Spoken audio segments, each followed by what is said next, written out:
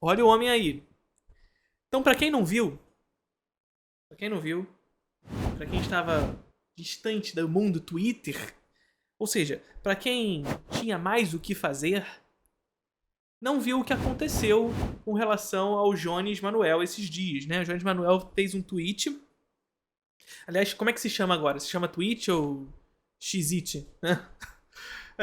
Fez um tweet na famigerada rede que, note, é bastante problemático. Conversei com ele pessoalmente, inclusive, respondi no Stories uma pergunta com relação a isso também, demonstrando que sim, há problemas muito graves, inclusive na fala do Jones, que ele mesmo, ao falar comigo, reconheceu e me disse que iria lançar um vídeo, onde ele faz uma autocrítica, mas que em alguns pontos sustenta alguns debates do que ele estabeleceu. Então vamos ver o que ele está sustentando, que debates que ele reconheceu enquanto autocrítica. Eu falei que veria o vídeo, mas não falei que eu veria em vídeo, mas em live, mas estou aqui, vamos conversar. E sempre importante, antes de qualquer coisa, e isso é muito importante, gente, porque é comum, né? A gente vê a reação no Twitter, ela é sempre muito desproporcional. E quando eu digo isso, não é dizendo que o Jones não merecia crítica, porque merecia, e ele sabe disso também. Foi uma fala completamente equivocada, que demonstra, sim, um desconhecimento sobre o cinema brasileiro, e que, sim, merece críticas pela sua fala.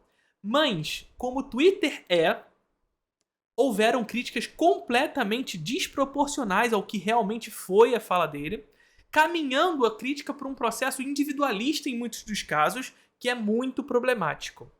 E a gente vai conversar sobre isso, tá? Então a gente tem que sim criticar a fala do Jones, porque ele não é isento da crítica, mas também saber como criticar. Saber em que lugar criticar e qual o método, qual o processo dessa crítica. É necessário a gente discutir esse processo. É importante que a gente discuta esse processo. Por quê? Primeiro lugar, o Jones é um aliado. O Jones é um aliado. Tá? Esse é um primeiro ponto. Segundo, é importante que o método da crítica se estabeleça para que a gente não parta para discursos individualistas e idealistas. E, inclusive, parta para discursos utilitaristas também. Que eu acredito que o Jones foi. O Jones ele teve um discurso utilitarista na fala dele, que eu falei para ele também. Mas que a crítica à fala dele também partiu em muitos dos casos para esse lugar utilitarista. Então, assim, eu vi muitas críticas importantes a ele no Twitter, pontuamentos importantes que mereciam ser dados e que eu acredito que o Jones saiba disso, mas houveram também críticas completamente equivocadas. Ou seja, a causa da crítica, ou seja, o que o Jones falou é correto. Agora, a consequência de muitos dos que criticaram, não estou falando de todos porque é preciso criticar, mais uma vez dizendo,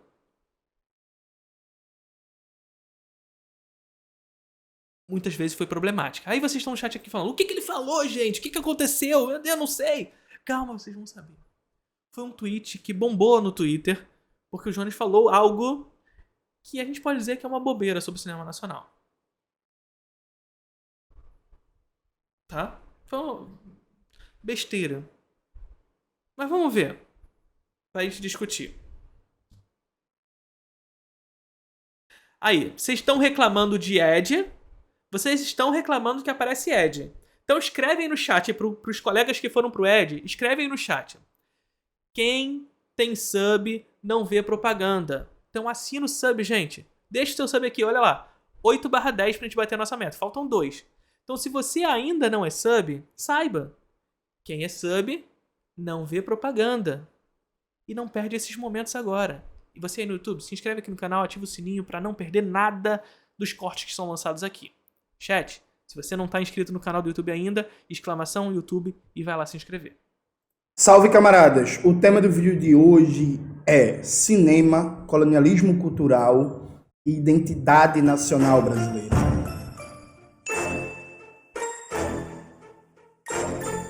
Antes de começar propriamente o tema do vídeo do canal, quero muito agradecer a você que ajuda a manter e melhorar nosso canal a partir do Apoia-se.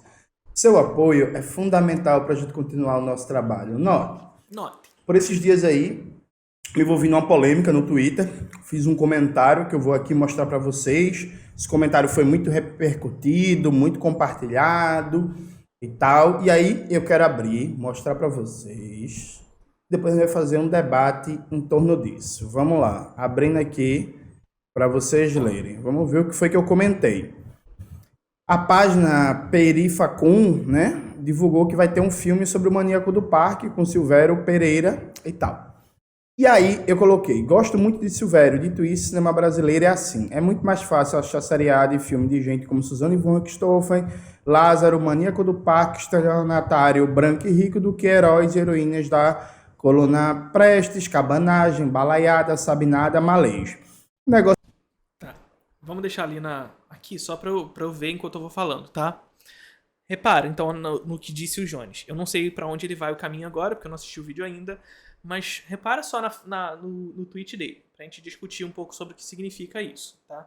Depois a gente vai na reação, no que surgiu disso tudo. Olha só. Gosto muito do Silvério, que é o ator principal que vai interpretar o Maníaco do Parque aqui, tá? Dito isso, cinema brasileiro é assim. Então veja só, o discurso dele foi completamente equivocado na medida em que ele estabelece uma generalização sobre o que é o cinema brasileiro. Tá? Então o cinema brasileiro é assim. É mais fácil achar seriado e filmes sobre gente como Suzane von Richthofen, Lázaro, Maníaco do Parque, estelionatário rico e branco do que dos heróis da Coluna Prestes, Cabanagem, Balaiada, Sabinada e Malês. Veja só, existe o primeiro problema disso aqui é a generalização com relação ao cinema brasileiro que parte de um desconhecimento sobre o que é o cinema brasileiro, tá? Isso não é nenhum mistério, porque, enfim, o cinema brasileiro ele representa muito disso, tá? Agora, e mais do que isso, é a gente ter a compreensão de que a indústria da cultura brasileira, ela não enxerga os seus problemas especificamente na criação de público, porque é isso que a gente tem que buscar aqui no Brasil, gente. Veja só, note, né? O cinema brasileiro, ele é, como qualquer outro país no sul global, especialmente nos países sul global, ele sofre com o processo do imperialismo norte-americano, né? Então Hollywood é uma hegemonia global frente ao Brasil e frente ao mundo, na verdade, com relação à produção audiovisual e, portanto, ela estabelece as regras do jogo. Estabelecer qualquer tipo de competitividade frente a Hollywood é problemática. É difícil de se estabelecer. Agora, é a gente pensar que Hollywood trabalha em temas como esse tipo de personagem que o Jonas está criticando aqui. Então veja só. A gente precisa, em primeiro lugar, para discutir a indústria da cultura do Brasil, enquanto cinéfilo, enquanto marxista também, ter a crença, mais que crença, porque a gente não tem crença nenhuma, mas ter a compreensão de que a gente tem que aprender, inclusive um pouco com o Brecht, de que o cinema ele pode sim discutir temas relevantes da sociedade, discutir Brasil, inclusive, a partir de temas que possam divertir o povo. Veja só, o que eu estou falando aqui não é que não devemos falar sobre os heróis e heroínas da Coluna Prestes, Cabanagem, Balaiada, Sabinada, Malês. A gente pode falar sobre isso e deve falar sobre isso. Eu vi muita gente, inclusive, nas respostas ao Jones, nos compartilhamentos ao Jones, dizendo que a gente não precisa nada fazer isso, sabe? O cinema brasileiro não precisa nada. Não, a gente precisa sim. A gente precisa encontrar uma matriz pro nosso cinema. A gente precisa encontrar uma estética brasileira pro nosso cinema. Isso a gente precisa. Ponto.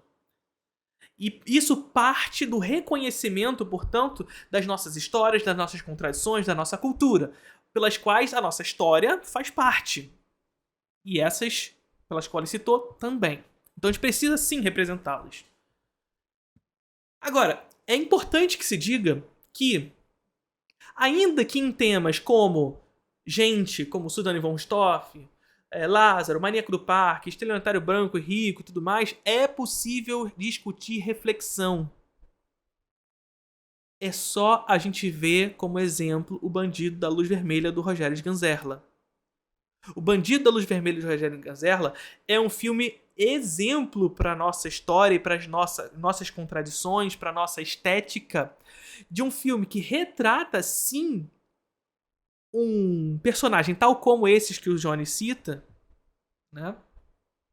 Mas que ainda assim discute brasilidade, terceiro mundismo ou sul global, naquela época a gente estava falando de terceiro mundismo, fome, e portanto discute uma estética nacional, busca comentar as nossas contradições, num filme que comunica sobre essa gente que o Jonas está citando aqui. Então, sim, é possível trabalhar esses temas e ainda assim discutir Brasil. É possível fazer isso. Existem exemplos sobre isso. Tá?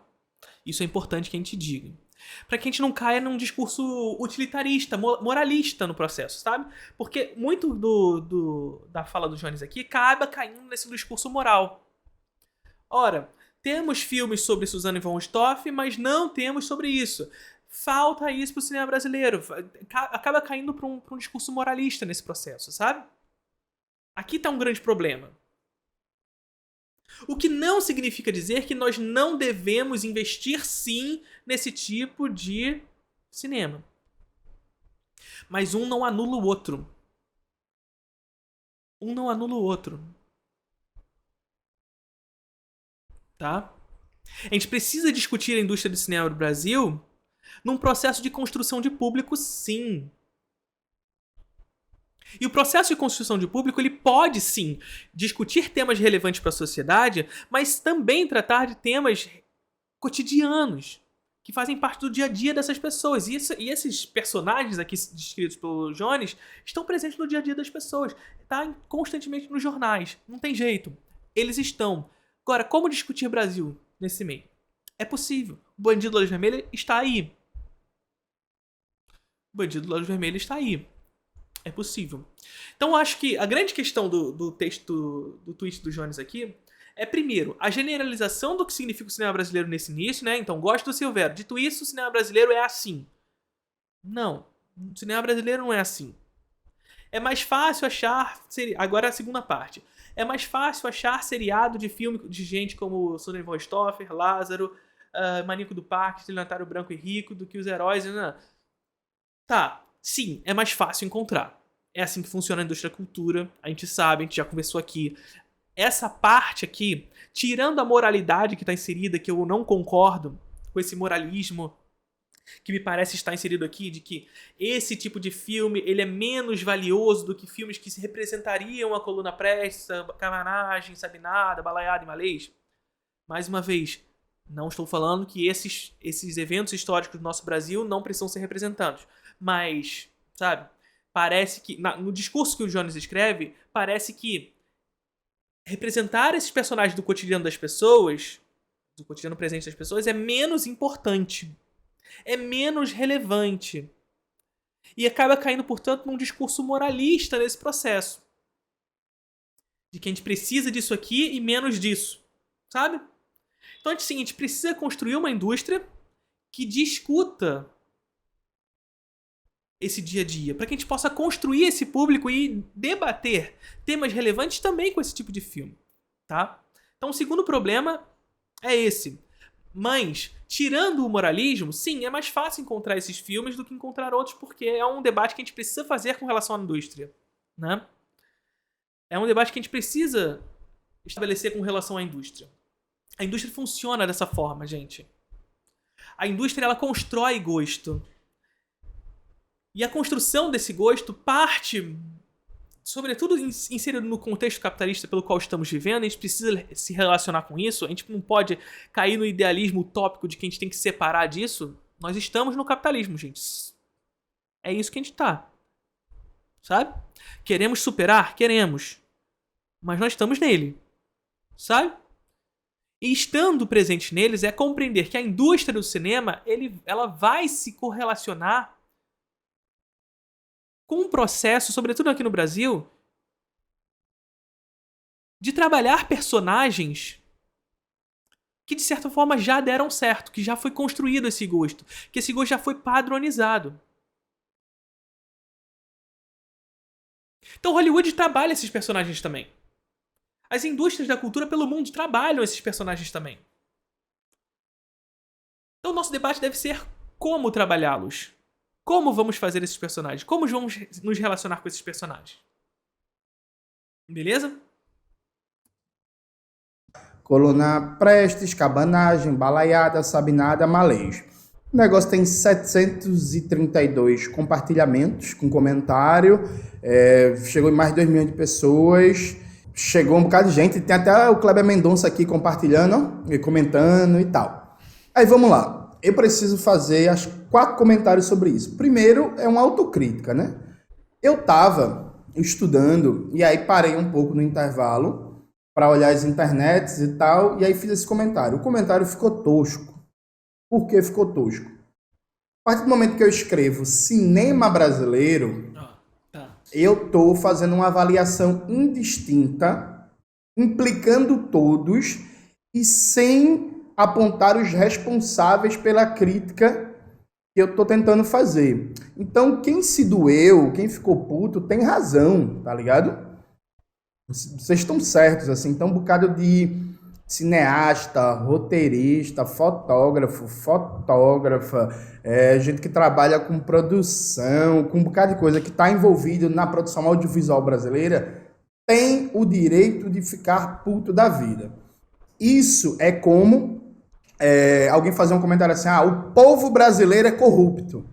Aí tem muita gente que vai ficar puta com isso e vai dizer assim, vai se fuder, eu sou parte do povo brasileiro, eu não sou corrupto. Que porra é essa? Quem é corrupto? Como é que é isso, sabe? Então, meu comentário foi tosco. Ponto. É isso. Está errado. Eu poderia dizer, as produtoras e distribuidoras do cinema brasileiro estão mais preocupadas e tal. Aí já seria uma coisa. Se eu falo, por exemplo, que a Globo Filmes está muito mais preocupada em distribuir e apoiar filmes que divulgam algum estelionatário branco rico do que a história do nosso povo. Perfeito. Perfeito, mas vamos discutir isso aqui. Tá. Se ele falasse isso, nós estaremos discutindo justamente o processo da indústria da cultura que a gente estava falando antes, né? Então a indústria da cultura trabalha nesse processo de criação do gosto dentro daquilo que já foi construído, que já foi se estabelecido historicamente como correto, certo? Como aquilo que gera lucro, né?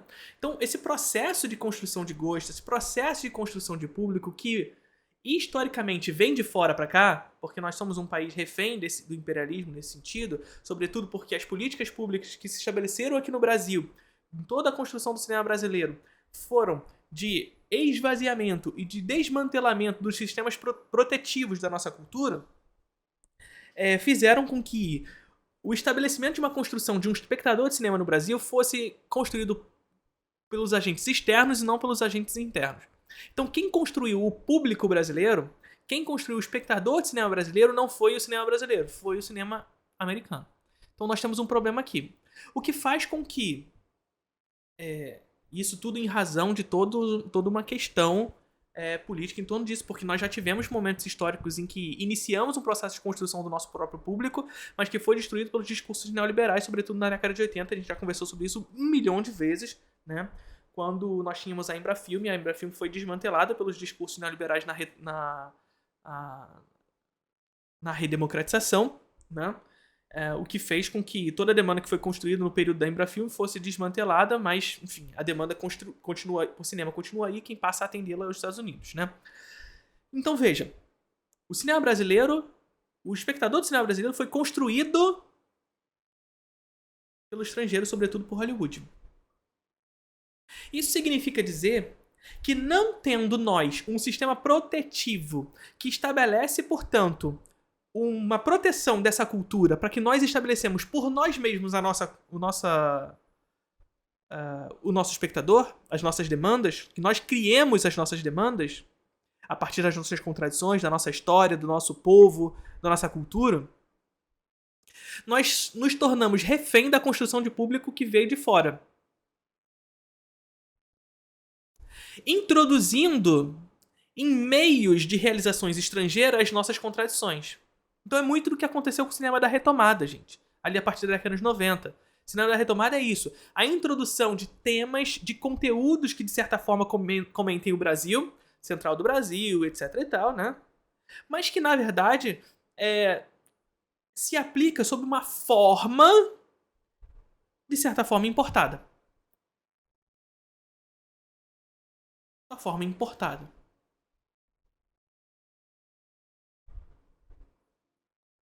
Beleza? Compreendeu a questão?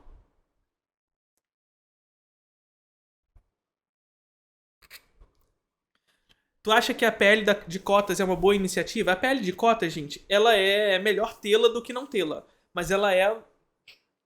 A PL de cotas, ela atua de maneira mais explícita na ponta do iceberg. Agora, o que faz as pessoas irem assistir ao cinema brasileiro? Aí que tá o problema. Aqui que está o problema. Aqui que tá o problema. Por quê? Porque nós estamos tratando de um país, o nosso, portanto, que está refém das atividades estrangeiras e, portanto, do imperialismo. Nós estamos refém disso. Porque nossos sistemas protetivos foram desmantelados. Ter a cota de telas e, portanto, um percentual de salas disponíveis separados para o cinema brasileiro é importante na medida em que ele pode estabelecer que de fato haja um filme ali selecionado para que o povo brasileiro possa escolher assistir. Mas isso não significa escolha de verdade. Aqui está o grande problema.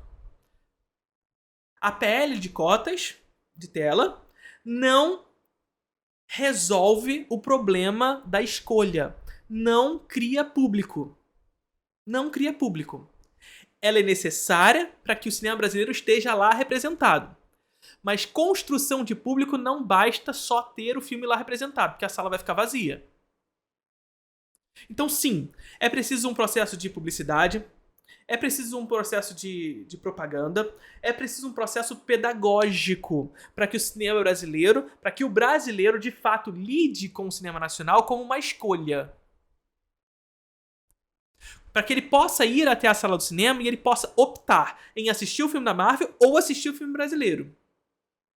Porque hoje, com a competição desigual que nós temos, o cinema brasileiro vai estar lá. Mas o jovem, o espectador brasileiro, vai escolher assistir o filme da Marvel. Por quê? Porque ele não conhece. O cinema brasileiro é lidado aqui no Brasil como gênero. E o cinema americano é lidado como cinema nacional. Agora, uma segunda parte que a gente precisa discutir aqui dessa fala do Jones sobre a indústria da cultura dos Estados Unidos e tudo sobre os estúdios dos Estados Unidos não, sobre a Globo Filmes e tudo mais, é a gente partir também para um outro pressuposto em que a gente precisa, sim, até partindo para a perspectiva do Brecht, que a gente estava falando anteriormente, de que dá para discutir temas relevantes da sociedade a partir da brincadeira, da diversão, do entretenimento e tudo mais. A gente precisa, sim, reconhecer e sair do idealismo cinéfilo, tá? Olha só o que eu vou falar pra vocês. Presta atenção no que eu tô falando pra vocês aqui agora. A gente precisa sair do idealismo cinéfilo de que a gente vai construir uma indústria da cultura forte que dispute com o mercado estrangeiro, primeiro, sem essa proteção, mas só com filme independente. É necessário que hajam esses filmes independentes? Claro, é evidente. É evidente. Mas para que essa indústria se consolide, para que se construa público para o cinema brasileiro, sim, é importante o filme do Paulo Gustavo. É importante o filme do Leandro Hassum. É importante o filme da Ingrid Guimarães e Luiz Perecer. É importante o filme da Xuxa e os Duendes. É importante o documentário da Xuxa que bombou nos streamings. A produção audiovisual para produto brasileiro não é somente o filme que o cinéfilo gosta de prestigiar. Nós devemos lutar por esse tipo de filme? Devemos, e devemos muito. Devemos muito lutar por eles. Para que eles ganhem visibilidade. Mas o processo para que esses filmes ganhem visibilidade é um processo de construção de público para o cinema brasileiro. Então fazer com que o cinema brasileiro seja assistido, que o cinema brasileiro seja escolha, é fazer com que esses filmes, porventura, possam chegar lá. Então a gente precisa nos relacionar com esses filmes mais mainstream de outra maneira. Debatê-los e criticá-los, sim, como um processo da indústria da cultura, mas fazer um debate honesto no sentido de que podemos discuti-los, podemos debater esses filmes do Leandro Hassum, do Paulo Gustavo, etc e tal, num processo de que eles podem, porventura, debater as nossas contradições. A contradição do povo brasileiro. Como Chaplin fazia. Sabe? É possível. Não com o povo brasileiro, tá? Tô dando um exemplo no cinema americano. Mas percebe? Para criar um público brasileiro, a gente precisa desse filme. A gente precisa da comédia, a gente precisa das chanchadas, a gente precisa das pornô chanchadas. Gente, eu sempre falei pra vocês que a década de 70 foi um período histórico pro cinema brasileiro na criação de público. E as pornô chanchadas foi um marco pra isso. E o que a gente faz hoje? Por conta de todo esse discurso liberal que se construiu a partir da década de 80. A gente renega a pornô chanchada. A gente renega aquilo que fez sucesso aqui. Que fez sucesso aqui com características nossas. Não importadas. Por mais que os cinemanovistas acreditassem que eram filmes com caráter imperialista e tudo mais. Mas percebe? Tô falando pra A mesma cacete, né? crítica. E várias Mas pessoas vocês estão vendo o react. não Estão vendo o react é pra iriam reagir. se doer porque tem um objetivo específico, tem um alvo específico da crítica. Então a primeira coisa, eu errei no meu comentário. Entenderam? Eu errei. Aí vem uma segunda inocência minha. Uma inocência. Que é, a partir do momento que eu fiz esse comentário tosco, equivocado, eu desconsiderei uma coisa que é o senso comum de determinado tema. Então, por exemplo, há um senso comum de que o cinema brasileiro é ruim. Isso é muito divulgado, inclusive por figuras de direita, né? E aí, é claro, gente, que eu não fiz um comentário que o cinema brasileiro é ruim, e eu nem sou desse naipe que o cinema brasileiro não presta, blá, blá, blá, e tal. Mas eu fui inocente em não considerar que na internet, particularmente no Twitter, meu comentário poderia ser encaixado nesse senso comum. Então foi inocência minha, foi... Errei, fui moleque. Muito bom. Assim, é evidente, o Twitter é a terra de ninguém, sabe? O Twitter é uma terra, assim, de ódio mesmo. Não é um espaço de debate, é um espaço de discussão, é um espaço de embate. Então, estabelecer qualquer diálogo com alguém no Twitter, mesmo que você deseje, a pessoa vai vir com um gifzinho de... sei lá, esses gifzinhos que gostam de botar aí, né? Da A24, né? Gifzinho da Pearl. Então, assim, o Twitter é isso. Não dá pra estabelecer diálogo ali. Dito isso, é importante que se diga que não dá pra jogar a culpa também, Jones, pro Twitter, né? Enfim, por mais que lá tenha sido o meio da divulgação do seu comentário, o comentário em si foi problemático, né? Uma inocência é uma forma de dizer que eu não previ uma reação que era possível. Sim, perfeito. Pode ter sido uma inocência, porque, de fato, é o que eu disse pra vocês lá no início. Eu não acredito que o Jones acredite que o cinema brasileiro é assim. Não acredito nisso. De fato, não acredito. Eu posso discutir com vocês. A gente pode discutir, sim, que o comentário dele parte de um desconhecimento geral do que pode significar e do que pode ser o cinema brasileiro. Mas aqui vale uma questão, gente. Aqui vale uma questão que pelo qual muitos dos comentários que vieram até o Jones surgiram. Gente, ninguém é obrigado a conhecer nada. Sinto muito dizer isso. Inclusive, a gente já fez um react sobre isso, quando a gente falou lá na Jana Viscardi, né? É preciso ser dito. Ninguém é obrigado a nada. Ninguém. Ninguém. Nenhum de nós devemos obrigar qualquer cidadão a conhecer o cinema brasileiro. Forçadamente. A gente pode fazer um trabalho pedagógico de apresentar, de fazer conhecer e tudo mais? Sim. Mas ninguém é obrigado a saber. Porque se a gente partir para esse discurso, olha só, Jéssica, Tati, Guido, que tá aqui no chat, olha só, vocês são obrigados a saber física quântica. Porque é muito importante física quântica. Então vocês são obrigados a conhecer. Não, ninguém é obrigado a nada. Ninguém é obrigado a nada. Sinto muito dizer isso pro mundo cinéfilo, pelo qual eu faço parte. Sinto muito dizer. Mas o mundo é mais importante que o cinema. A realidade social das pessoas, a realidade material das pessoas é mais importante que o cinema.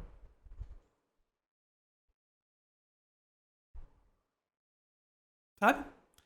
É mais importante que o cinema. O cinema é importante no contexto da realidade material? É. É sim. Claro que é. Mas a realidade material dessas pessoas que ficam 8 horas no trabalho, quando não mais, e sei lá quantos de deslocamento, não é a realidade de querer individualmente conhecer Glauber Rocha. Saber quem era Rogério Ganzella e Rui Guerra. Não é a realidade. Infelizmente, porque a indústria da cultura autoritária, estando ela em todas as esferas da vida, impõe às pessoas aquilo que elas devem consumir. Em seu momento de lazer, porque as pessoas fazem isso tudo, 8 horas de trabalho, mais deslocamento, etc e tal, quando chega no final de semana, elas querem se divertir. E o que elas vão consumir? Aquilo que a indústria da cultura já impôs a ela enquanto gosto. E o que foi imposto a ela enquanto gosto? Aquilo que veio de fora. É o que eu disse pra vocês agora há pouco, o tempo todo, né? A nossa construção de público foi construída pelo estrangeiro, não por nós. Então eles moldaram nosso discurso. Então as pessoas levam como entretenimento o que é produzido nos Estados Unidos. E é por isso que eu disse que é importante um filme do Paulo Gustavo, da Eloise Perecer, do Leandro Hassum, para que esses filmes sejam consumidos, para que a gente possa estabelecer a escolha. A gente precisa criar a escolha.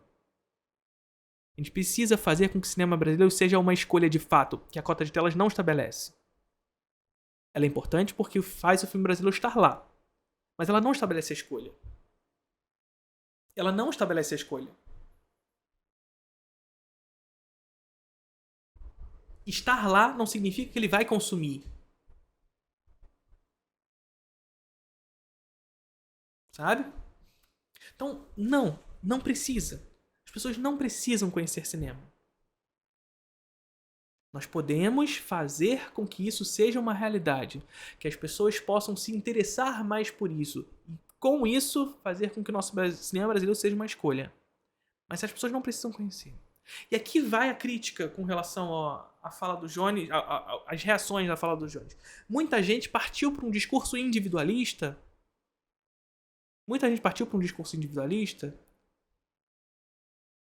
De basta procurar. Era só procurar. Você ia saber que o cinema brasileiro não é assim. Repare. Repare no que eu tô dizendo. Eu sei que o Jones errou. Ele sabe que errou. Ele sabe que o cinema brasileiro não é assim. E a gente sabe que o cinema brasileiro não é assim. A gente sabe. A gente sabe que esse discurso é um discurso generalista. E, portanto, não estou eximindo o erro do Jones, porque ele errou nesse sentido. Agora.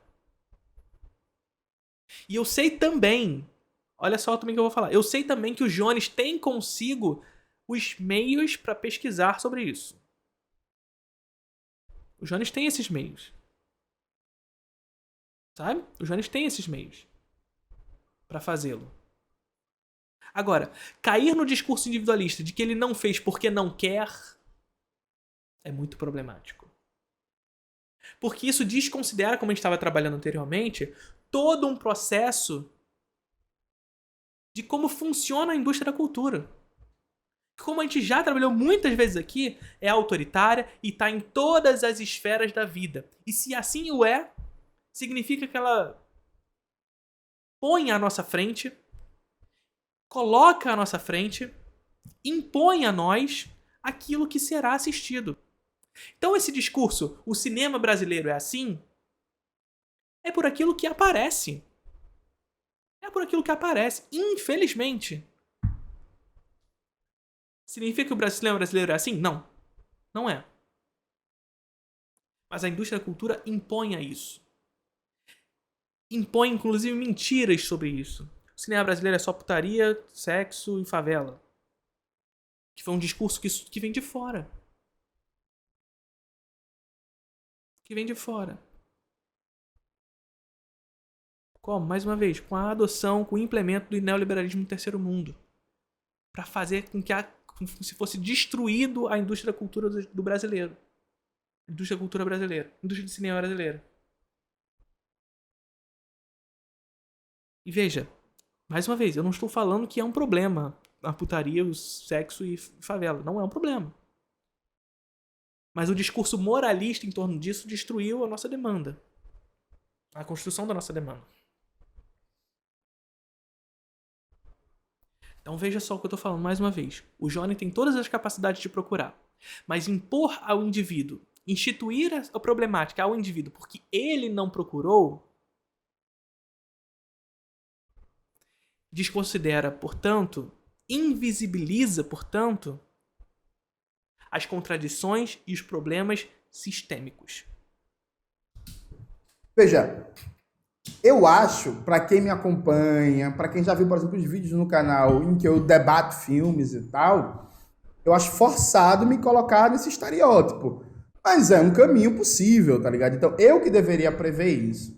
Perfeito? Aí vem o terceiro comentário. Aí entra a padrão de reação na internet, né? Galera xingando, chamando de burro, de imbecil e tal. E aí, veja, gente, a partir do momento que você se propõe a só xingar uma pessoa, você não está contribuindo com nada, viu? Assim, você xinguei, burro, imbecil e tal. Se a pessoa fez um comentário tosco, como foi o meu caso, você está só sendo imbecil de volta. E aí não tem problema ser imbecil com liberais, né? Com o Primo Rico, com o Rodrigo Constantino e por aí vai. E essa galera. Só que é isso, sabe? Muita gente fala, Jones quer ser tudólogo, Jones quer falar sobre tudo. Veja, isso é mentira. Mais uma coisa que a gente precisa falar. Jones quer ser tudólogo, quer falar de tudo. E se quisesse? Mais uma vez, a nossa bolha...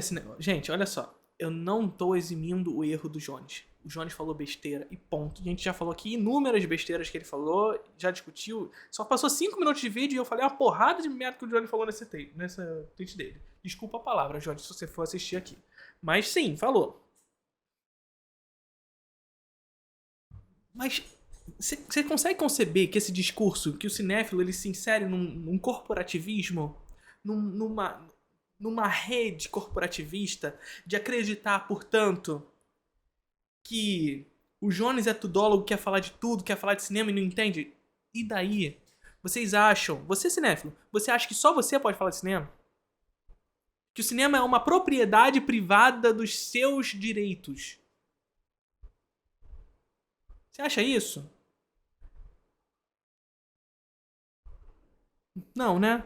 Então assim, o Jones, ou qualquer pessoa, tem direito de falar sobre cinema. O que não significa, portanto, e é o que estou fazendo aqui também, e ele, enquanto emissor da mensagem, também está fazendo, é dizer para vocês que a isso não cabe crítica. O Jones e qualquer pessoa pode sim falar sobre cinema. Mas isso não significa dizer que o que foi falado não cabe crítica. Agora, que a crítica seja honesta. E não precisa partir, primeiro, para o discurso individualista. Não cair para o discurso individualista de que basta procurar. Porque não basta procurar, porque a indústria da cultura oferece uma barreira para esse tipo de coisa. Sabe? Aqui nós estamos falando do Jones, mas, sabe, pode ser qualquer outra pessoa. Então, não cair para esse discurso individualista. Não cair para um discurso elitista. De que não se pode falar sobre isso, só eu posso. Só eu que detenho a maneira de falar. Só eu que detenho os conhecimentos para falar sobre isso. Sabe? Não. Também não. Então há de se ter cuidado com relação a isso. Há de se ter cuidado. Mais uma vez, significa que os discursos equivocados sobre o cinema brasileiro, errados sobre o cinema brasileiro, não mereçam crítica? Merecem e estamos aqui fazendo. Merecem e estamos aqui fazendo. Mas que elas sejam honestas. Que elas proponham um debate. Que dialeticamente elas produzam algo. Tem milhões de vídeos no canal em que eu falo, não vou debater isso porque não tem um acúmulo, não vou debater isso ainda porque ainda estou estudando, não vou comentar sobre isso porque não consegui acompanhar profundamente, não tenho domínio. Então, por exemplo, todo mundo que acompanha meu trabalho e é mais ou menos vivo, safo nesse negócio de redes sociais, percebeu que eu perdi uma grande oportunidade de acessos, de visualizações e tal, que eu não gravei vídeo nenhum sobre as revoltas na França nos últimos meses, né? Estava bem alta, estava bem comentado na mídia, mas eu não estava acompanhando de maneira sistemática, não estava estudando, não estava lendo sobre o tema, eu simplesmente não gravei. Então esse negócio que eu quero ser tudólogo e tal, isso é mentira. Ponto. Sabe? Agora... E mais uma vez, tudo bem, você pode falar sobre o que você não sabe também, gente. É claro que assim, existem espaços, né? Provavelmente falar no seu canal, assim, eu não tô falando nem que você fez. Mas, provavelmente, falar no seu canal, que é um espaço, digamos assim, um espaço de debate sério, alguma coisa assim, as pessoas tendem a crer que naquele espaço você está falando sobre algo que você sabe, né? E não foi o que você fez. E é o que eu falei com vocês também lá no vídeo da Diana Viscardi também. Gente, eu não quero ser professor sempre. Sabe? Eu sou professor. Faz parte de mim ser professor. E, portanto, faz parte de mim estar fazendo esse tipo de debate aqui com vocês, sério, conversando sério com vocês e tudo mais. Mas eu não quero ser sempre isso. Sabe? Eu quero de vez em quando reagir a uma casa do Primo Rico. Eu quero de vez em quando falar com vocês sobre a estética do belo e cantar belo aqui com vocês na live. Eu quero fazer isso de vez em quando. Eu não quero ficar com esse tom professoral o tempo inteiro. Eu não sou isso o tempo inteiro. Então eu quero falar minhas bobajadas no Twitter também de vez em quando. Eu quero emitir opiniões sobre o que eu não sei necessariamente tudo. Também quero. Agora, isso não significa que, quando eu emitir essas opiniões completamente erradas sobre o que eu não sei, eu não mereço essa crítica. Eu não mereço essa crítica. Mereço. Mereceria. Beleza? Agora sim, eu estudo sobre várias temáticas, eu abordo várias temáticas.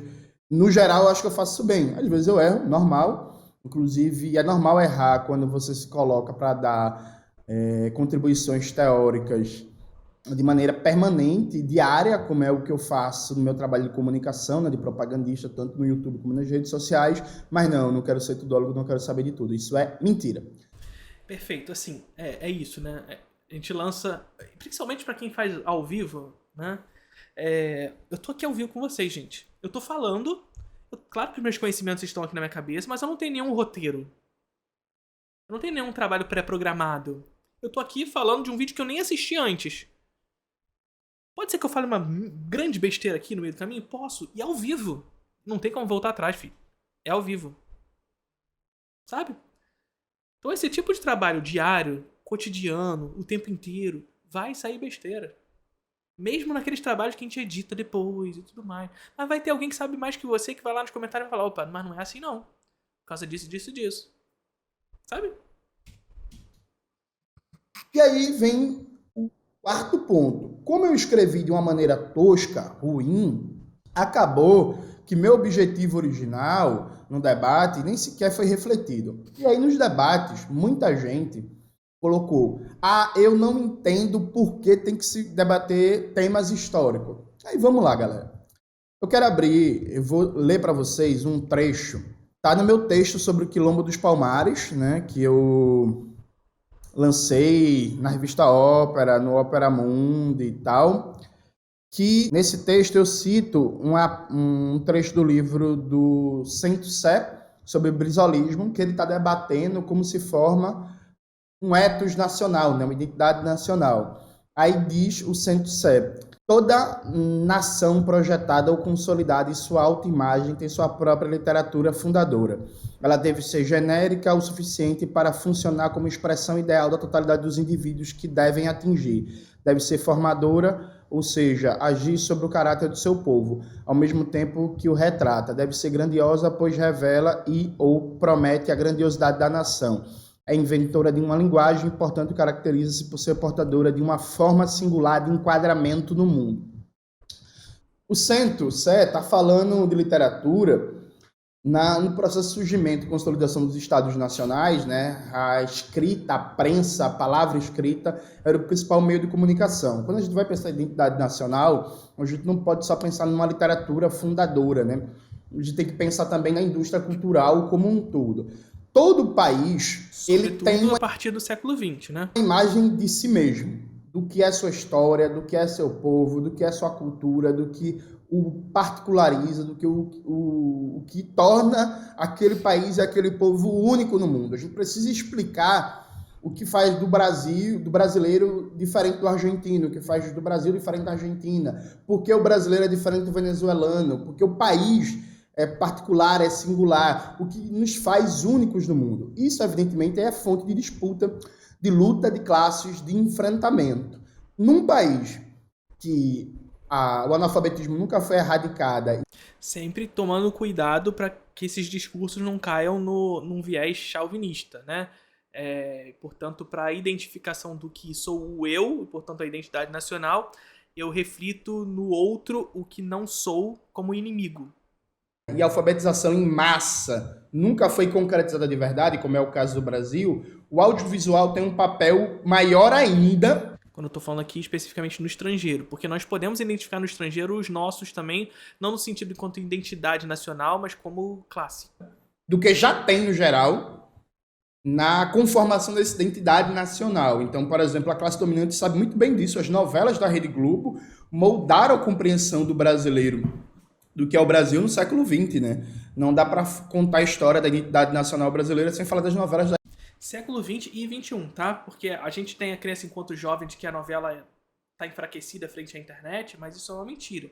É claro que há um espaço de disputa agora, sobretudo com os jovens, mas o consumo de novela ainda é... sabe? Da Rede Globo no século XX, por exemplo.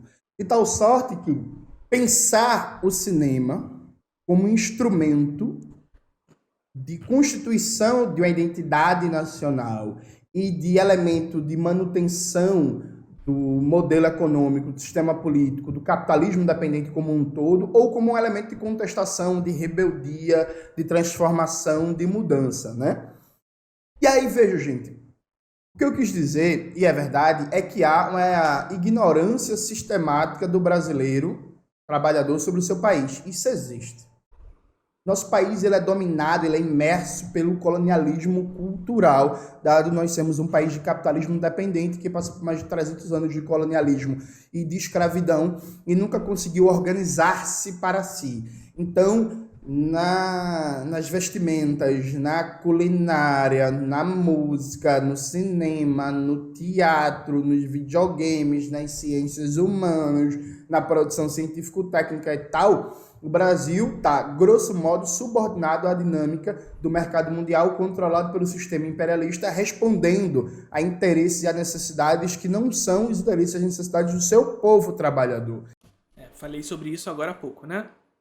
Então, por exemplo, eu já debati muito colonialismo cultural no âmbito das ciências humanas, né? E o cinema não está fora disso. Aliado a isso, esse colonialismo cultural, nas condições concretas do Brasil, um país de dimensões continentais, que tem uma hiperfragmentação regional, eu já debati isso também em vários vídeos do canal, isso produz algumas coisas. Então, por exemplo, não há uma percepção nacionalizada de um sentido de classes.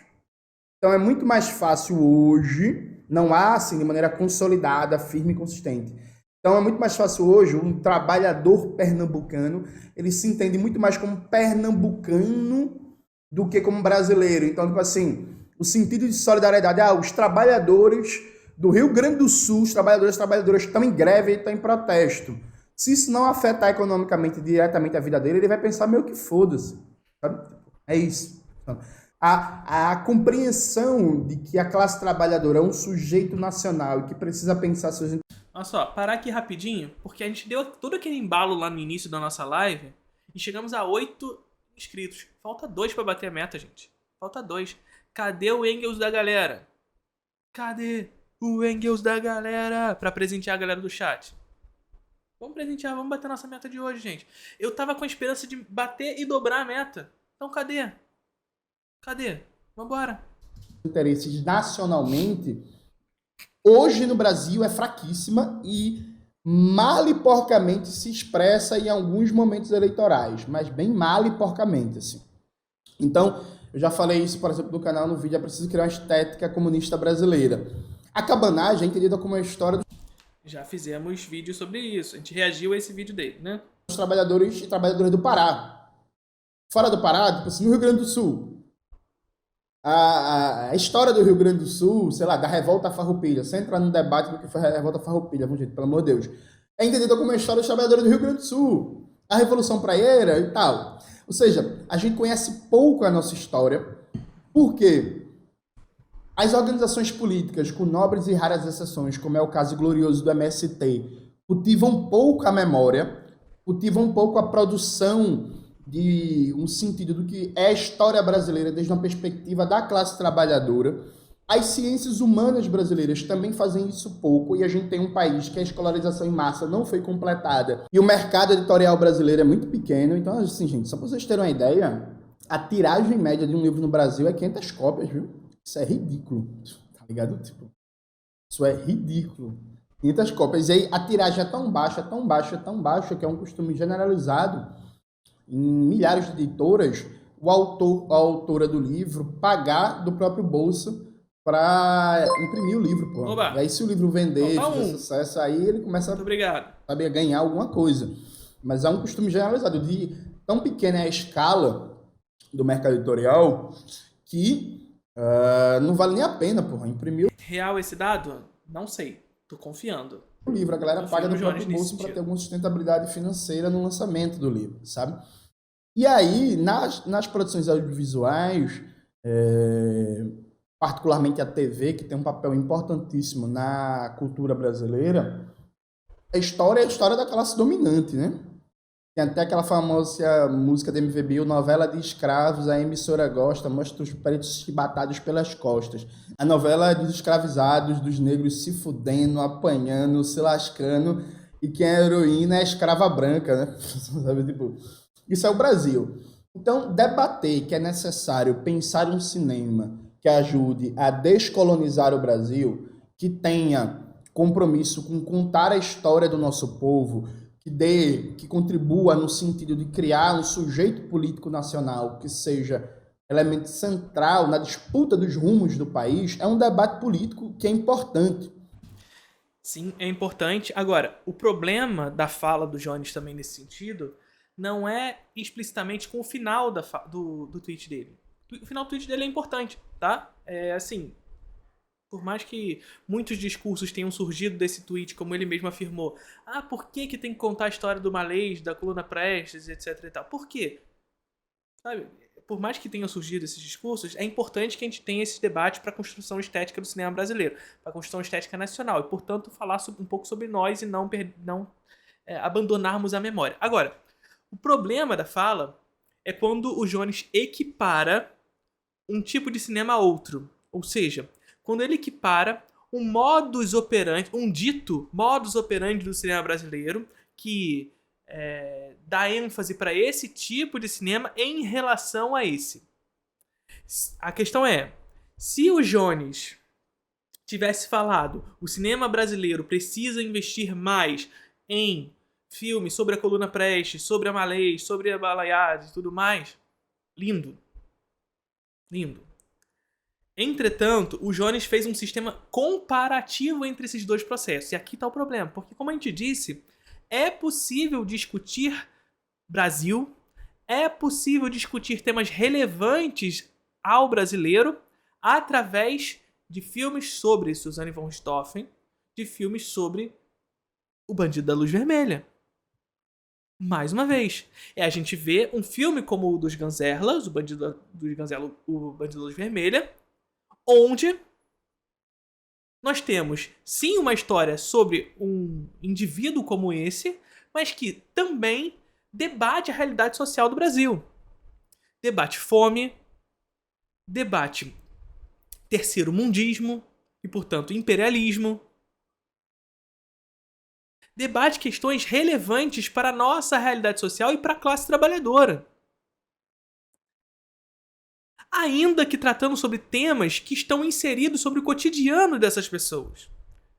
Então veja, é importante sim que temas históricos, temas que se refiram à nossa história e que constroem a nossa identidade, sejam tratados. Mas isso não significa dizer que a nossa história e nossa identidade seja construída somente por esses temas.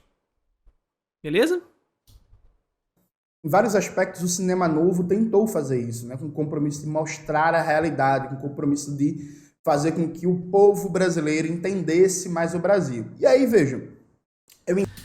Veja, por exemplo, a questão do cinema novo, né? É aquilo que a gente disse anteriormente. Nós precisamos compreender não só a realidade social, mas a realidade sistêmica pela qual estamos inseridos. Repara o que eu quero dizer?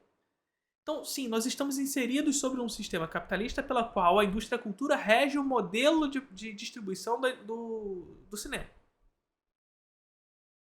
Repara? O cinema novo, quando foi lançado, quando foi na época de seu auge e tudo mais, propunha uma discussão sobre o cinema brasileiro. Mas toda a discussão em torno do cinema novo vai nessa toada. O cinema novo falava sobre o cinema brasileiro, mas não falava com o cinema brasileiro. Sobre o cinema brasileiro, mas não com o brasileiro. É inclusive a crítica do cinema marginal frente ao cinema novo. Inclusive a crítica do cinema marginal ao cinema novo. Que era um cinema muito mais popular em relação ao cinema novo. Percebe? Então nós precisamos contar as histórias que o cinema novo contava. Elas não podem deixar de existir. Mas nós não podemos abandonar aquilo pelo qual a construção do gosto se estabelece. Nós não podemos deixar de correlacionar o cinema como uma arte, sim, mas uma arte que está inserida nos momentos pelos quais a classe trabalhadora deseja se divertir.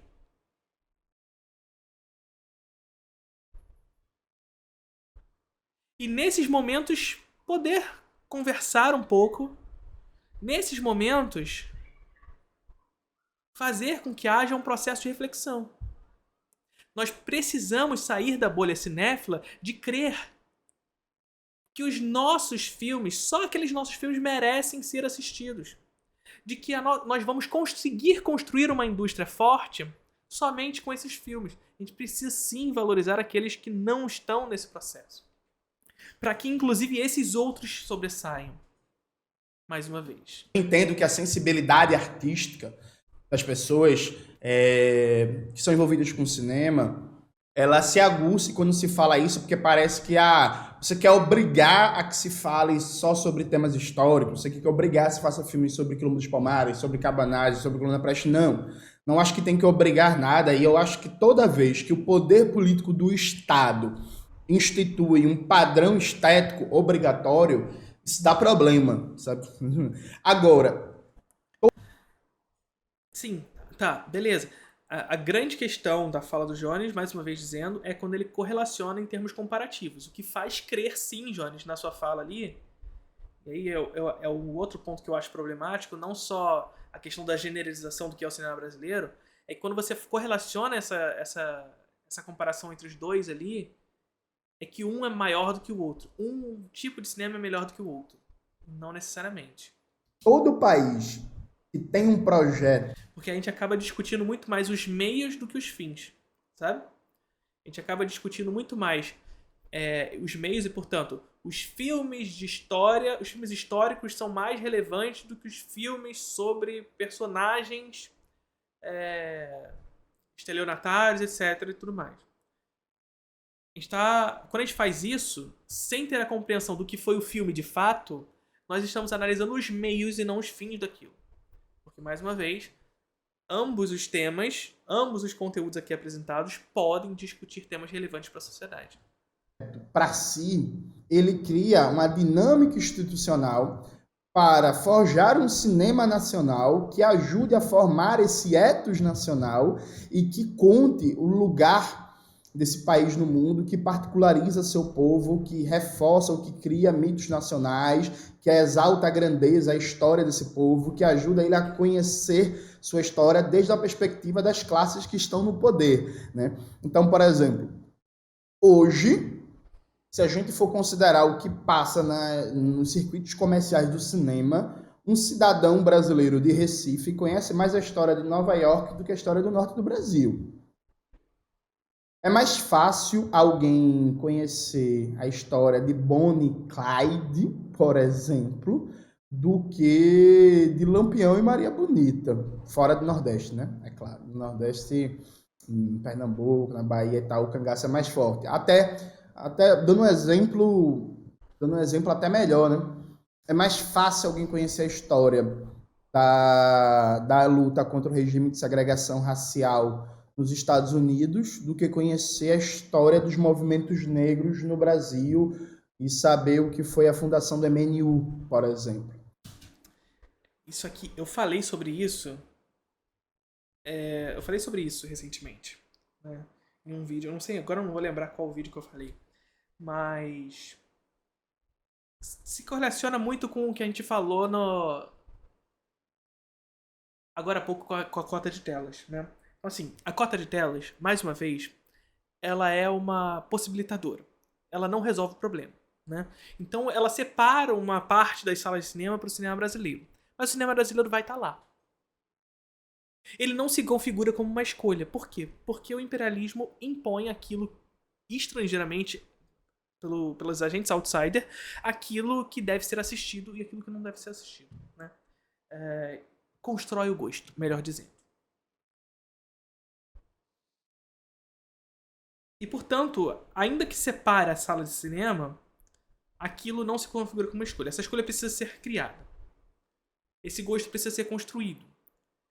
E não basta separar uma sala. Você tem que ter um projeto pedagógico, um projeto de propaganda, um projeto de publicidade para que esse gosto pelo cinema brasileiro seja estabelecido. Agora, quais são as consequências de um cinema e de uma arte, de uma cultura não protegida frente ao imperialismo? As consequências são essas aqui. E por isso que esses filmes são importantes, mas sem cair no moralismo de que outros temas fora esse, inclusive temas que se relacionem aos bandidos da luz vermelha, não possam também debater esses temas. A consequência é essa. Eu falei isso num vídeo. Quando o nosso jovem não lida com o cinema brasileiro como escolha, e cinema brasileiro esse que correlaciona as nossas contradições, a nossa história, os nossos problemas, a maneira como a nossa cultura se relaciona, inclusive, com o sistema produtivo em qual estamos inseridos, o capitalismo. Se nós não nos correlacionamos com isso, a consequência é isso que o Jonas disse. É o jovem brasileiro que não vê o cinema brasileiro como nacional, vê o cinema estrangeiro muito mais nacional do que o nosso, e o nosso como gênero, lidar com as histórias da escravidão americana como muito mais presentes na sua vida do que a história do nosso povo. A história da escravidão brasileira. E é isso que a gente vê. O jovem brasileiro é muito mais empático por conhecer, por ver a história da escravidão americana do que a história da escravidão brasileira. E quando eu digo isso, gente, vai de acordo com aquilo que a gente já conversou muitas vezes aqui. O cinema oferece uma verdade. Os fatos apresentados hoje para a nossa geração, para a geração do cinema, devem ser acompanhadas de imagem. Quando melhor ainda, imagens em movimento. Porque as imagens em movimento, a imagem do cinema, oferece uma autoridade fotográfica. A representação de uma realidade. Aquilo que está só escrito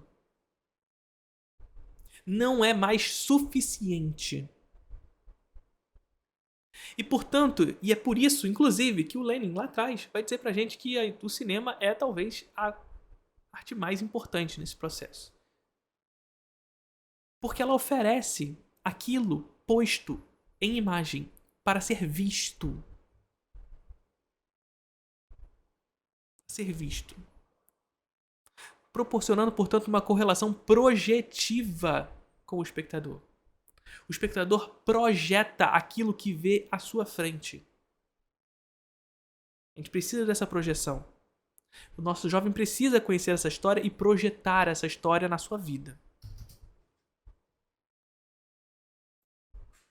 Então, veja, há um problema aqui concreto. Isso não significa defender imposição política de temática, isso não significa uma imposição política de um padrão estético, não, isso significa criar os mecanismos institucionais para que o cinema brasileiro contribua para enfrentar o colonialismo cultural, para conhecer o Brasil, para fazer com que a nossa classe trabalhadora entenda e se aproprie da sua história, né? Então isso passa por crédito, isso passa por política fiscal, isso passa por reserva de mercado nacional, isso passa por quem cria, como cria, a partir de que interessa as salas de cinema, isso passa por uma série de políticas, né, que são tocadas e que criam essa dinâmica de uma produção cultural que retrate a realidade histórica e o sentido existencial do país. Então, por exemplo, os Estados Unidos têm uma série de incentivos de parcerias com o governo, de verbas para apoiar filme, de facilidade de locação. Então, um exemplo básico. Quando você quer fazer um filme, sobre as Forças Armadas dos Estados Unidos, a depender do roteiro do filme, a depender da sua história, você tem parcerias, os caras dão equipamento, eles emprestam base militar para fazer locação, eles entram com aporte, com financiamento, tem uma série de incentivos, uma série de coisas. Então, por exemplo, os Estados Aí depois ele vem dizer que o cinema soviético era cinema de propaganda. O cinema de esquerda é tudo propaganda. Aí você vai lá pra Hollywood, tá fazendo filme da Barbie, tá fazendo filme dos bonecos da Marvel, tá fazendo filme de aviãozinho. E nada é propaganda, sabe? É o cinema soviético que faz propaganda. Na China é tudo propaganda, mas a Barbie não é. O Capitão América e o Homem de Ferro não são. Independence Day nem um pouco, nem um pouquinho. Sabe? E aqui eu não estou falando que são filmes ruins não, tá, gente? Não tô nem entrando no discurso de valor aqui não, tá? Não tô nem entrando no discurso de valor. Estados Unidos, eles se legitimam hoje a partir de um mito histórico, que é: os Estados Unidos foram fundamentais na Segunda Guerra Mundial e são responsáveis por livrar o mundo do nazifascismo e entraram na Segunda Guerra Mundial em nome da luta pela liberdade. Todo ano vai ter filme, pô. Veja, gente, não é um filme a cada 10 anos, não, porque quando eu falo assim, o cinema brasileiro, não por responsabilidade dos trabalhadores e trabalhadoras da cultura, mas o cinema brasileiro debate pouco a história do povo trabalhador do Brasil. Alguém fala, mas tem um filme de Palmares de 30 anos atrás, aí tem outro filme de Gangazumba de 40 anos atrás. Não, gente, veja, escala. Os Estados mas assim, Unidos não se passa um ano sem ter um filme sobre a participação estadunidense na Segunda Guerra Mundial, abordando N questões. Os Estados Unidos não se passa um ano sem que tenha uma porrada de filme exaltando as forças armadas do país. Assim, tem problemas aqui nesse discurso, né? Porque assim, é claro que o cinema brasileiro, em escala, produz menos filmes sobre a história do povo brasileiro ou de temas relevantes na... Oba, batemos o anotamento. Batemos. Então, assim, é claro que o cinema brasileiro ele debate menos as perspectivas históricas e tudo mais, e temas relevantes e tudo mais, mas é escala, né, gente? Nós estamos lidando com um sistema comparativo aqui entre Brasil e Estados Unidos, entre Brasil e um sistema imperialista da produção industrial do cinema. Então, gente, é aquilo. Os Estados Unidos é hegemônico globalmente. É hegemônico. Em termos de escala, os Estados Unidos produz em um ano o que o Brasil produz em 10. Eu tô fazendo aqui um número aleatório, tá? Pode ser até mais, ou talvez menos, mas até mais. Sabe? Em um ano, os Estados Unidos produz muito mais que o Brasil em 10 anos, em uma década. Então é claro que nessa escala de produção abre margem para que se discuta esse tipo de cinema sendo produzido por lá. Sobretudo a considerar que lá nós temos uma indústria da cultura e do cinema estabelecida, consolidada. Como? Pela guerra, pelo imperialismo, pela dominação territorial, pelo colonialismo. Se a gente for considerar que os Estados Unidos nada mais é do que um parte 2 do Império Britânico, né? Então veja, os Estados Unidos consolidou uma indústria e, portanto, possui um sistema de objetos e sistemas de ação muito mais consolidado que permite com que a escala produtiva desse país seja muito maior, o que faz com que esses filmes surjam todo ano. Fato. Fato. Os filmes vão surgir todo ano. Mas tá cheio de porcaria lá também. Sabe? Então, veja, a nossa perspectiva aqui, nesse sentido, é conseguir, em primeiro lugar, primeiro de tudo, é não ter a crença, não partir para a crença, nós não podemos partir para a crença de que o lugar onde queremos chegar é os Estados Unidos. Veja o que eu tô falando aqui pra vocês. Preste atenção no que eu tô falando. Nós temos que fugir desse idealismo de que a construção da indústria do cinema brasileira deve ser do tamanho ou tal como a indústria dos Estados Unidos. Não. Esse não é o caminho. Esse discurso alimenta, inclusive, discurso liberal de que nós devemos cair no mito de uma indústria que se consolidou pelo mercado privado. Quando, na verdade, nós sabemos que a indústria do cinema hollywoodiana se consolidou pela guerra, pelo imperialismo, pela dominação territorial, pelo colonialismo, por tudo isso. Por tudo isso. Se consolidou como hegemonia global no pós-Segunda Guerra Mundial, entra nos países para construir demanda, inclusive para cinema, porque o cinema exporta ideologia. Sabe? Então, os Estados Unidos, historicamente, construiu uma indústria das dimensões que é por conta desses fatores. E tendo os Estados Unidos uma indústria desse tamanho, claro, produz em escala muito maior, o que faz com que esses tipos de filmes surjam todo ano. Agora, nós, brasileiros, não devemos ter a crença, portanto, de que nós teremos como espelho Hollywood. Não somos. E tendo a compreensão de que não teremos como espelho Hollywood, nós devemos partir por um sistema protetivo. Proteger a cultura. Frente ao estrangeirismo. Ah, Felipe, você está dizendo então que não vou mais ver meus filmes da Marvel? Não. Você pode ver seu filme da Marvel. O que a gente precisa é o que eu falei anteriormente. É estabelecer um sistema que parte de um projeto pedagógico onde o nosso povo tenha escolha em assistir o cinema brasileiro. E escolha não é separar uma sala de cinema para esse jovem. Não é separar uma sala. Separar uma sala para o cinema brasileiro é um primeiro caminho. Primeiro caminho. Mas deve ser acompanhado por propaganda e, sobretudo, educação. Afinal, a gente está falando do país que tem o maior aparato militar do mundo, tem bases militares pelo mundo inteiro, e é uma necessidade objetiva daquele sistema imperialista de legitimar esse aparato. Então, cinema, tá ligado? Assim como a China, por exemplo, que vem num lugar cada vez mais proeminente. A China, nos últimos 25 anos, turbinou a importância que dá para o cinema, porque a China quer projetar o seu lugar no mundo. Para projetar o seu lugar no mundo, para conseguir aumentar a coesão, inclusive, interna do seu povo, cada vez mais importante um cinema chinês, mostrar a China, debater a história da China, debater os mitos da China, a literatura chinesa, ou dar uma visão chinesa dos acontecimentos mundiais. Né? Eles têm uma estética nacional chinesa, né? Uma forma particular de entender o mundo e de contar a história de si e da humanidade de maneira mais geral.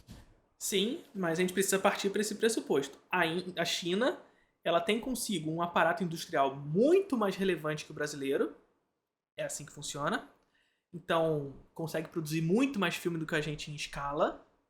Então, isso é uma primeira questão. Mas China e Índia, que são os dois países que a gente pode correlacionar com essa questão da proteção da cultura frente ao imperialismo, tem uma coisa que a gente não tem. Tem uma coisa que a gente não tem. Bomba atômica. E aqui, gente, eu não tô fazendo uma defesa à bomba atômica, nada disso não. O que eu tô dizendo é, os Estados Unidos não se metem com esses lugares. Então lembra o que eu falei pra vocês? Lembra o que eu falei com vocês anteriormente? Os Estados Unidos possuem consigo um sistema imperialista que, através dele, constrói a sua indústria. Através da guerra, colonialismo, dominação territorial. Agora, para que isso seja possível, ele precisa partir para cima desses lugares. Ideologicamente ou militarmente. Então, assim, a China é constantemente boicotada em termos ideológicos. Mas isso não basta para um país da dimensão que é a China. Dimensão econômica e dimensão de população, e, portanto, de demanda, de possibilidade de demanda, e militar. E militar. Percebe? Então, por mais que haja um boicote ideológico, discursivo com relação à China e com o Oriente, digamos assim, o dito Oriente, a China e a Índia, de alguma forma, não vão cair nesse discurso. Ou melhor, estão muito mais protegidos nesse sentido. Por uma série de fatores, que começam pelo aparato militar e com a bomba, e que terminam numa economia forte, território grande e cultura forte. E quando eu estou dizendo cultura forte, não significa que a cultura brasileira não seja, mas uma cultura forte determinada por uma proteção dessa cultura forte. Então, veja, a gente não tem isso. E a culpa, e aí repito, meu comentário foi tosco, a culpa não é dos trabalhadores e trabalhadoras da cultura. A culpa é do baixo financiamento, porque para fazer uma alocação histórica, por exemplo, você tem normalmente um custo maior. A culpa é da distribuição dos filmes, a culpa é da predominância de filmes estrangeiros nas salas de cinema, né? A culpa é da falta de crédito, é a falta de financiamento, é da falta de escala, mas é também, gente, um sentido político de uma falta de preocupação, que é o menor dos fatores.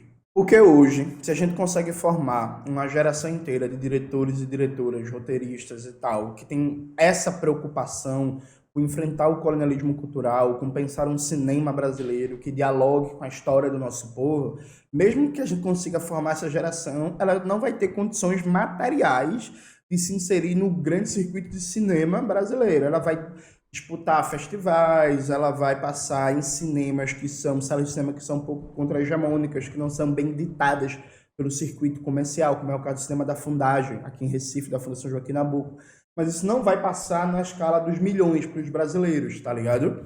Então, beleza, eu peço desculpas mais uma vez, porque meu comentário foi ruim. Agora, é uma preocupação válida. Então, eu fiquei muito assustado quando nos comentários muita gente falou: ah, eu não entendo a necessidade de falar de história do Brasil. Porra, gente, é porque a gente não tem um sentido histórico tão forte, dentre outras coisas, que Bolsonaro ganhou a eleição. Porque não existe uma memória firme, consolidada, enraizada no povo brasileiro do que foi a barbárie da ditadura empresarial militar e porque uma figura política que reivindica esse período é uma desgraça para o nosso povo. A culpa disso é só do cinema? Lógico que não, né? Eu gravei um vídeo Negro e a ditadura empresarial militar.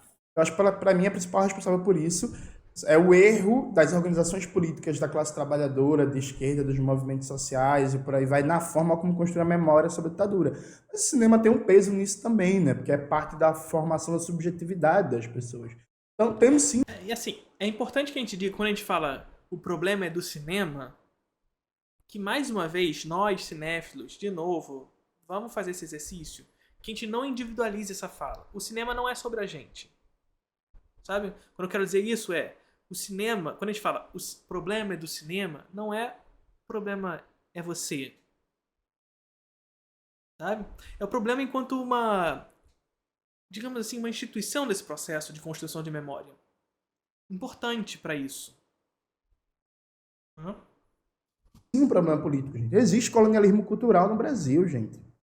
Existe uma predominância de uma produção de ideias, e aí seja ideias escritas, seja ideias materializadas numa peça de teatro, seja ideias materializadas no cinema, seja ideia materializada numa música, numa estética de um videoclipe, de um padrão de produção que atende aos centros hegemônicos do capitalismo, particularmente a indústria cultural estadunidense, que é a mais potente do mundo. Então, sim, existe um problema. Sabe? Existe um problema que o povo trabalhador brasileiro não tem acesso à sua história. Não tem acesso à sua história. Objetivamente é isso. O grau de descaso com a memória do nosso povo, particularmente com a memória de luta, é tão grande, que aqui em Pernambuco foi onde nasceu as ligas camponesas. Perfeito? Perfeito. Assim, o povo não tem acesso, mas assim, historicamente a gente precisa ter ideia também de que o cinema, ele, em relação a outras artes, ele foi muito menos relevante na construção de alguma memória, né? É o que a gente falou lá no início. A própria novela, enquanto produto audiovisual, ela sempre foi muito mais relevante que o cinema no caso brasileiro. Nos Estados Unidos, não. No caso dos Estados Unidos, claro que o rádio, a televisão e tudo mais são muito importantes no contexto interno, mas na construção externa e interna também, o cinema sempre foi muito mais relevante. No caso brasileiro, o cinema, por falta de incentivo, sim, também, tudo mais, mas também por conta do imperialismo que, enfim, os Estados Unidos sempre impediu que o cinema brasileiro e os filmes e o cinema do sul global, a indústria do cinema do sul global crescesse, o cinema sempre foi menos relevante do que outras artes nesse sentido. As ligas camponesas... Infelizmente, porque o cinema é uma arte que oferece uma verdade, como a gente estava falando anteriormente, né? Foram dos movimentos de luta pela terra mais importantes da história do Brasil, da América Latina e do mundo, ao ponto, inclusive, não sei se vocês sabem disso, o irmão do presidente John Kennedy, o Bob Kennedy, veio para Pernambuco, para a Vitória de Santo Antão, para ver as ligas camponesas, que eles estavam com medo, os gringos, que as ligas camponesas do Nordeste brasileiro tivesse a revolução, porra, do Nordeste brasileiro fosse sair a próxima Cuba. Sabe? Esse foi o grau de importância mundial que as ligas camponesas tiveram. Vai em Vitória de Santo Antão, pô. Vai em Vitória para ver se tem um museu sobre as ligas camponesas. Vai lá ver se tem um museu. Não tem, pô. Tem uma placa. Vai ver se existe um circuito cultural turístico em torno do que foi as ligas camponesas. Vai ver como é que a cidade lida com a memória. A gente teve 16 anos aqui de governo progressista do PSB com PCdoB na vice, não fizeram nada para lembrar o que é as ligas camponesas. Procure no cinema pernambucano nos últimos 20 anos quantos curtas, quantas animações, quantos longas-metragens você acha sobre as ligas camponesas. Aí beleza, ninguém quase em Pernambuco que não seja temática de escola sabe o que foi as ligas camponesas. Isso é responsabilidade das organizações políticas que fazem um trabalho porco de memória, isso é responsabilidade dos intelectuais que não estão preocupados em fazer com que o povo brasileiro se aproprie da sua história e particularmente da sua história de luta. Isso é responsabilidade também do aparato escolar, a forma como ele é organizado, isso é responsabilidade dos governos que passaram nos últimos anos. O problema é sistêmico. Mas é responsabilidade também do cinema. Agora, claro, a gente não pode falar isso assim, você que é cineasta, você é culpado. Não, você não é culpado, tá ligado? E aí há limites muito claros do que é possível fazer. Agora é necessário ter a compreensão de que existe uma barreira difícil de ser superada para contar a história do povo brasileiro, para enfrentar o colonialismo cultural e que há esse déficit, percebe? Então, tudo que eu quis chamar a atenção foi isso. E, de fato, gente, veja, meu comentário, estou repetindo pela 4ª ou 5ª vez, foi tosco. Mas é verdade que é mais fácil achar um filme sobre true crime, né, sobre crime, sobre papapá, do que um filme sobre a cabanagem, do que um filme sobre a Coluna Prestes, do que um filme sobre o Quilombo dos Palmares. Infelizmente, é uma merda. Aí... Aqui também tá o problema, tá, Jones? Depois a gente até pode conversar sobre isso de novo. Mas aqui também tá o problema. Porque, sim, é mais fácil encontrar. Mas, de novo, no seu discurso, você equiparou, né? Você fez um sistema de comparação entre os dois. Sabe? Um não precisa anular o outro, um não precisa negar o outro para que possa existir. A gente precisa sim que existam filmes que comuniquem a história do povo brasileiro, mas os filmes que comunicam justamente o cotidiano dessas pessoas não precisam deixar de existir para que esses outros existam. A gente precisa aumentar a escala da produção da indústria brasileira, e assim é uma série de processos que precisam ser realizados para que isso seja possível, que começa pela criação de público para o cinema, né? Não adianta fazer filme sem público, a gente precisa criar esse público, precisa construir esse público, porque as demandas elas não são naturais, elas não são postas aí, como o liberal gosta de fazer a gente acreditar, que o cinema, a Marvel, o desejo por cima da Marvel sempre existiu, e aí foi lá, a Marvel só fez o filme para atender nossos desejos, isso não existe, né? Agora, a gente precisa ter a compreensão também de que essa comparação que se criou entre o true crime e os cinemas históricos é problemática também. Porque é possível discutir o Brasil com esses filmes. E o Bandido da Luz Vermelha é um exemplo nesse sentido. É um exemplo nesse sentido. E mais uma vez discutir também, para além do true crime, em discutir que filmes que falem sobre a realidade material das pessoas cotidianas, que sejam comédias, tal como as chanchadas, como as pornochanchadas, também falam sobre o Brasil. E também já discutiram o Brasil por aqui, construindo público para o cinema brasileiro. Eles não precisam abandonar isso. Eles não precisam abandonar o cinema como um artifício do entretenimento dessas pessoas e que, através dele, se constrói a memória. Eles não precisam relegar o Paulo Gustavo, o Leandro Hassum, a Ingrid Guimarães para exaltar o cinema novo. A gente não precisa relegar essa galera para exaltar o que foi o cinema marginal. A gente não precisa relegar os filmes de true crime, especialmente aqueles que comunicam a nossa realidade, tal como Bandido da Luz Vermelha, para falar sobre o nosso cinema. Sobre um cinema histórico. Beleza? Apareceu um comentário de uma moça dizendo... Copacabana Mon Amour é mais Brasil que muitos filmes históricos mornos tem por aí. Então, Copacabana Mon Amour é um dos filmes que mais falam sobre o Brasil que eu já vi. É bizarro Copacabana Mon Amour. Mas é sulista, é sudestino. Não. Tá, ele se passa aqui em Copacabana. Né? Parece que eu moro em Copacabana. Não moro em Copacabana, gente. Mas ele se passa aqui, mas ele fala sobre o Brasil. Mas os Estados Unidos é assim há 40 anos, eu sei, é uma bosta também. Sabe, é isso. Sabe, é isso, é uma merda. E a gente tem que criticar, não da forma que eu fiz, porque eu fiz de uma forma errada, mas... A gente não deve se espelhar com Hollywood. O cinema não está isento do colonialismo cultural.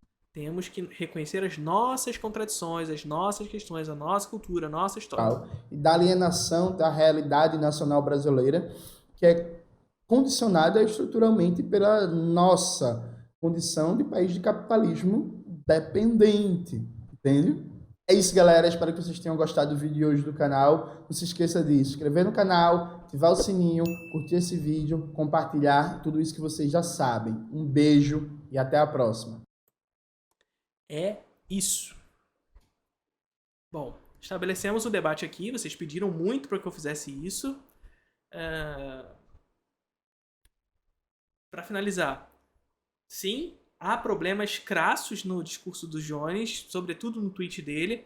Aqui no vídeo resposta dele, na autocrítica dele, melhorou bastante. De fato, ele trouxe alguns problemas com relação ao tweet, mas eu acho que ainda tem alguns problemas, sobretudo no que tange a essa comparação que ele traz entre o true crime e os filmes históricos, como se um fosse menos relevante historicamente do que o outro. Pelo menos a maneira como ele estrutura o tweet e depois tenta se defender com relação a isso, ainda permanece essa questão, que eu acho que não deve caminhar por aí. Mas ainda assim eu acho que foi uma retratação no sentido de uma autocrítica que respondeu a muitos dos problemas. Agora, a gente precisa, antes de tudo, mais uma vez, pra gente finalizar isso aqui, cinéfilo, o mundo não é sobre você. Cinéfilo, as pessoas não precisam saber sobre tudo para comentar as coisas. O cinema não é propriedade sua. O cinema não é propriedade nossa. Isso não significa dizer que falas como essa, de pessoas que são relevantes na sociedade, tal como o Jones não sejam passíveis de crítica.